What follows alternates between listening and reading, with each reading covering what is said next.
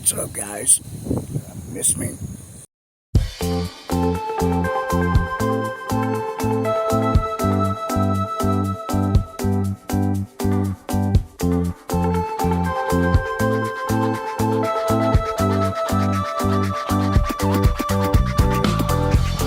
Everybody wake up. It's a brand new day, and this is your chance to let your soul shine. Proud to be you and me, freaks and geeks. Always remember that your soul is divine. Come on. What's up, guys? Miss me? I know it's a different scenery to what you're used to, but get used to it because there's a lot of change coming to this channel. And that's exactly what it's going to be from now on. As you know, I haven't been on in a while, like a year.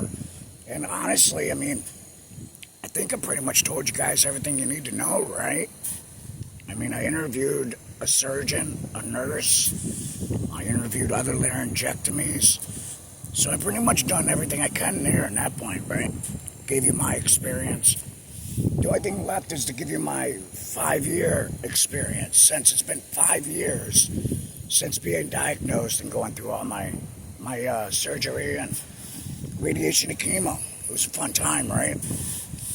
You know, and it's not like I haven't been doing anything. Some of you that follow me probably know that I've been doing another channel called Larry in the Wild. It's with me and my wife and our dog. And we go and visit places and discover things and, doing the history of stuff. Getting out positivity, because there's not enough positivity in this world right now. At all. And that was the main point of this whole thing, right? Positivity with a negative subject. And laryngectomy is a very negative subject, especially to people that don't want to accept it. So my idea was to help some people along the way. And if I helped you, that's awesome. Please leave a comment and let me know how I helped you, if I did it one-on-one, or if this channel helped you.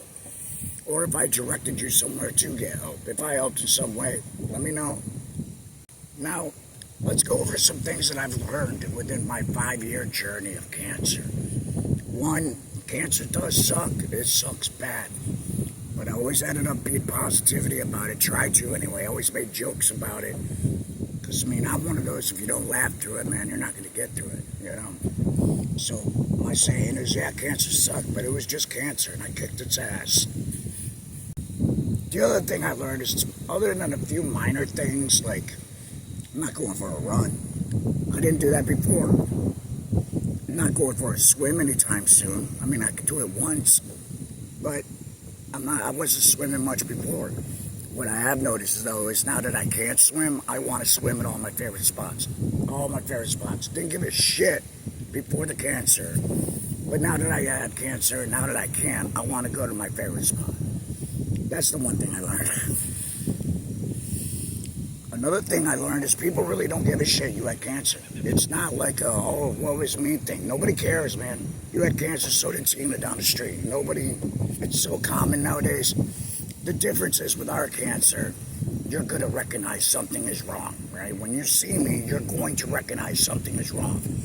You'd be amazed at how many don't. Like, they don't pay no attention. People don't care anymore. It's not like it used to be, which is good in a way.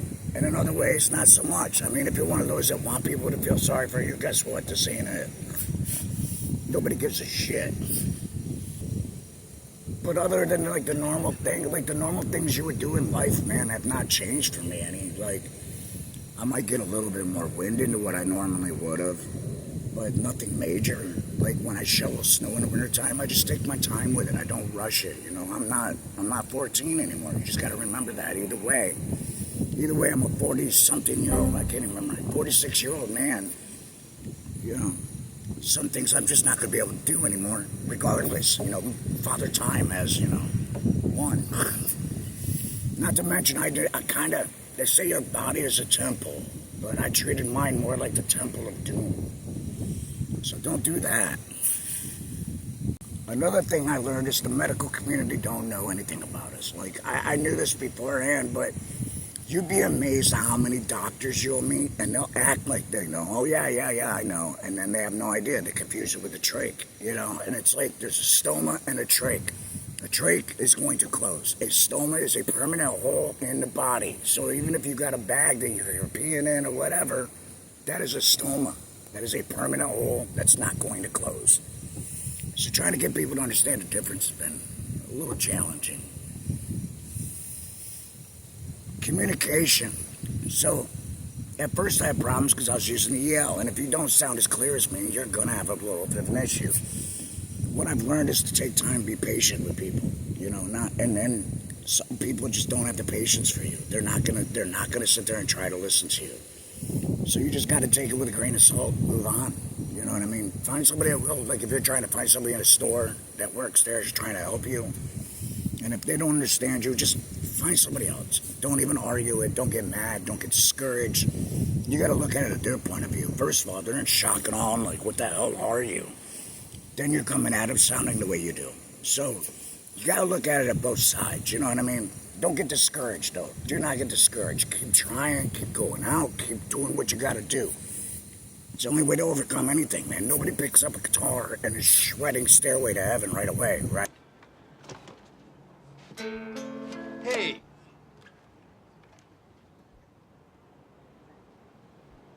No stairway. Denied. Right? They got to practice. They got to learn. They got to find their own technique. Same thing with being a laryngectomy. You just got to find your own technique, your own niche, your own thing. That's all. The main thing I learned is that insurance sucks. No matter what your condition is, insurance is going to suck. My wife spent at least 40 hours on the phone my first year trying to get insurance to cover the supplies for this. And, it was a struggle. Another thing is don't get discouraged, don't get frustrated, don't swear at them, don't get mad at them, you know what I mean? Because that gives them a reason to hang up on you. It gives them a reason to get rid of you. Be extremely nice. Like, wanting to vomit nice. You know what I mean? When they say, I'm sorry, I know how you're feeling, when you know they don't know how you feel, say thank you, and just move on. Don't get mad. Don't be like that, oh, you do? Because that gives them a reason not to work with you. And they're looking for a reason not to give you something, right? Whether it be overpriced or you're just an asshole. They're looking to get rid of you. So when dealing with insurance, man, it's a pain in the ass, but patience is a virtue. And luckily I have my wife, because I have no patience. Kicked out of the debate for going, yeah, well, fuck. But really, nothing in life has changed for me other than I got a hole and I talk funny, I still go to concerts. We went to a comedy show and seen Trey Crowder just last week. Funny dude, you should check him out too. Unless you're a MAGA, you might not like that too much.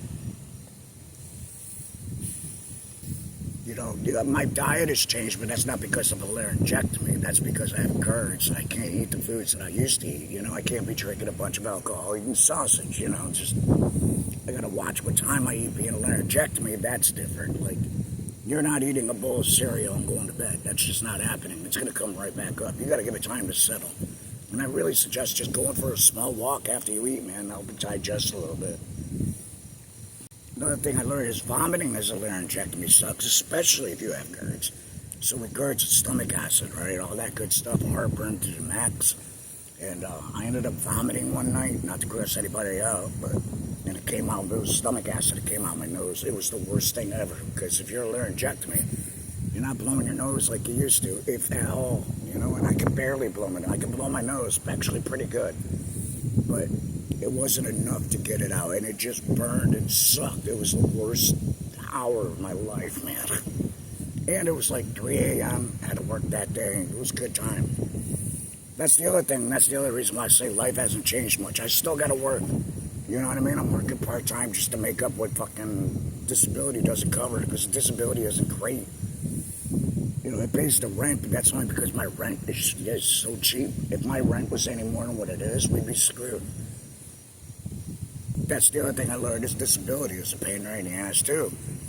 They're going to deny you your first time, no matter who you are, no matter what your condition is. They're going to deny you that first time. Make sure you're serious about it. I really suggest getting a lawyer if you can, because it makes it quicker and easier. And get through all that hassle that you ain't got to deal with then, nobody wants to deal with that. It's annoying. They're rude. They don't care, you know. And now they're getting slashed, so everything's slashed on them. Good luck. I'm just glad I got it before this whole crap went down politically, you know. That's the other thing. Everybody made it political. And I don't give a shit what side you're on. They both want to screw you, no matter who you are. They want to screw you. They want your money. And you guys are like, rah, rah. Cracks me up. You know, both sides can solve all the problem. The main problem we have in this world is greed. That's the main problem. Until that goes away, which is never, then, you know, we'll be here. And again, I don't give a shit what side you are. I don't care. Both sides don't like you whatsoever. They just want your money. And luckily, I was in New York State, so our healthcare isn't great, but at least I can get healthcare. You know, there's certain states that it's still hard as hell to get healthcare if you don't have money, man. If you're a low income or something like that, which is sad, man. Like, we're the most wealthiest nation on the planet, and we can't afford healthcare, but some third world country has healthcare for their people. Come on, stop it. Goes down to that greed thing. And I know some of you, I don't want to pay more taxes. I'd love to pay more taxes if I'm getting free healthcare, to be honest. If that's where my taxes are going and not blowing up some poor city in the Middle East, yeah, I'm all for it. But again, let's get back to being a laryngectomy and off that topic. Another thing I learned is you're going to get to know your SLP very well. Like, I have two. They're a team. There's actually a staff. I think they're a training college like most. So there's a staff, but like the main two is Pete and Lisa, and you get to know them pretty well, man. You're going to be seeing them a lot if you have a tep. You know, if you don't, you're not going to see an SLP too much. You don't need to. You got it down, you got an EL. But if you got a tep, you got to get it changed, all that good stuff. You're going to be seeing them a lot. And it depends how long your tep lasts. The tep I'm on right now is almost 2 years. I'm not even joking, almost 2 years since I've had this tep. And it's leaked like a couple times and then stopped. So I was able to get the leak and stuff. So I was like, why bother changing it out? You know, why ruin a good thing, right? Don't fix what ain't broken. So yeah, this is the longest tep I've had. Almost 2 years. It's flimsy. I need to go get it, you know, changed out just because, but not too worried about it. Another thing I know is when you go through this, you're going to go through a mental crisis, and it's going to bring up every mistake you've ever made in your life. And you got to ignore all those because you can't change the past. You know, what if I did this different? What if I did that different? What if this happened? What if that? Can't go down that road, man. You know, and if it's too much to overcome, get yourself therapy, man. Nothing wrong with that. I know some people took one of the episodes I said wrong about, man, you don't need therapy, but it's not the way I meant it. If you need therapy, go get therapy. But if you don't, you know, the companies are making good money right now, making everybody think they need mental health. That was my point. And people took that way wrong. It's like, do you have this problem, this problem, this problem? It's like, yeah, so does 99% of everybody else in the Western world. It's a common thing. It's not a mental thing. But I digress. If you need help, go get help. There's no shame in that. Go do it. I didn't have to actually have help for that. You know, I was able to, like, come to terms with myself, which I've done most of my life. The thing that's different, though, is if you were one of those that drank or smoked or anything else, did drugs to get away from your problems, and now you can't do drugs, guess what? You're facing those demons head on. And it could suck. It could blow. But you just gotta remember, you didn't survive cancer to give up. You didn't survive cancer to be like, whatever. Go do something, you know? Make meaning in your life. Help others. Get yourself out there and live. You know, there's laryngectomies I've seen that's going on cruises and all that other stuff, man. Do that. Have fun. Go enjoy life the way you would have lived, you know? And if you can get one of the devices to swim, go swim it. Go surfing. Go do what you gotta do. Go live and be a human, man. It's not over just because you're a laryngectomy. It's just a new way of living, that's all. And it's not that bad way of living, you know? Normal stuff. It's a little quiet during sex, but, you know, whatever. Shout out to the spouses out there that are with their partners that have laryngectomies. You guys are real heroes. For real. It's bad enough if you're a man, your wife lets you flop around on her. So, on top of that, it's just, yeah. I might have to edit that one out.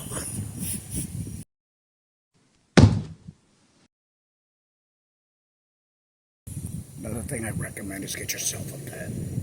Like, I didn't want to get a dog, and Melanie got a dog for us, and it became my dog, and I don't regret it. She's the best thing that's happened to me in a long time, man. Get yourself a dog, or a cat, or a hamster, something you enjoy, man. A snake, whatever makes you happy. And we got really lucky. She's a really good dog, like, really good. If you guys watch Larry in the Wild, you'll see her more, especially it's coming up, because I'm going to start featuring her more. That's the other thing, guys. If you're a fan of me, go check me out on Larry in the Wild. You know, you'll get to see my wife, my dog. We go explore places, give you facts about the area. You know, we haven't traveled too much right out of state. Like we did Florida, but we haven't gone like overseas or anything yet. But that's coming, and we got some big things coming over there on that channel actually. So stay tuned for that. But the main thing I've learned in this 5 years, man, is just be you. Do you. Don't worry about what people think. Don't worry about what people say. Just do you. Be happy. Be happy you're alive. You know, if you're miserable after surviving cancer, I don't know what to tell you, man, because you didn't go through all that just to be miserable. Get some positivity in your life. Buy a dog. Buy something. Smoke some weed. Do something, man. You don't need that negativity in your life, and get it out. Get that negativity out. So anyway, guys, that's literally all I have to say about it. Some things coming. I'm going to be doing an interview with another laryngectomy probably. One that I've been wanting to do since we started. Well, since she became a laryngectomy, I should say. And it'll be the first female laryngectomy that we've had on the show. But more on that to come. Stay tuned. Follow the socials. I'm on Facebook. There will be an Instagram for Larry Talk.